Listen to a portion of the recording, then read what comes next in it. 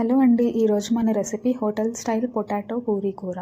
ముందుగా ఒక కడాయిలో నూనె వేసుకొని శనగపప్పు, మినప్పప్పు, జీలకర్ర, ఆవాలు వేసి ఒకసారి కలుపుకోండి. తర్వాత చిన్నగా తరుక్కున్న 1 ఇంచు అల్లం ముక్క, చిన్నగా కట్ చేసుకున్న 3 పచ్చిమిరపకాయలు వేసి పచ్చిమిరపకాయలు వేగిన తర్వాత సన్నగా పొడుగ్గా కట్ చేసుకున్న 1 ఉల్లిపాయ ముక్కల్ని వేసి కలిపి కొంచెం సేపు వేగనివ్వాలి. ఈ ఉల్లిపాయలు వేగేలోపు ఒక చిన్న గిన్నెలోకి 2 స్పూన్ల శనగపిండి తీసుకొని కొంచెం వాటర్ యాడ్ చేసుకుంటూ ఉండలు లేకుండా కలిపి పక్కన పెట్టుకోండి. ఇప్పుడు వేగిన ఉల్లిపాయల్లోకి ఒక 500 ml వాటర్ యాడ్ చేసుకొని అందులో ఒక పావు స్పూన్ పసుపు, 1 స్పూన్ ఉప్పు వేసుకొని ఒకసారి కలుపుకొని మూత పెట్టి 3 నిమిషాలు ఈ నీళ్లు బాగా మరిగే వరకు మరిగించుకోవాలి.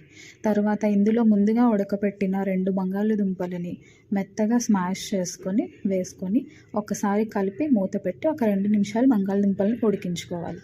తర్వాత మనం ముందుగా కలిపి పెట్టుకున్న శనగపిండి వాటర్ని కూడా ఉండలు కట్టకుండా బాగా కలుపుకుంటూ యాడ్ చేసుకోవాలి. ఒకసారి ఇది కలుపుకొని మూత పెట్టి 2 నిమిషాలు శనగపిండిని ఉడకపెట్టుకోవాలి.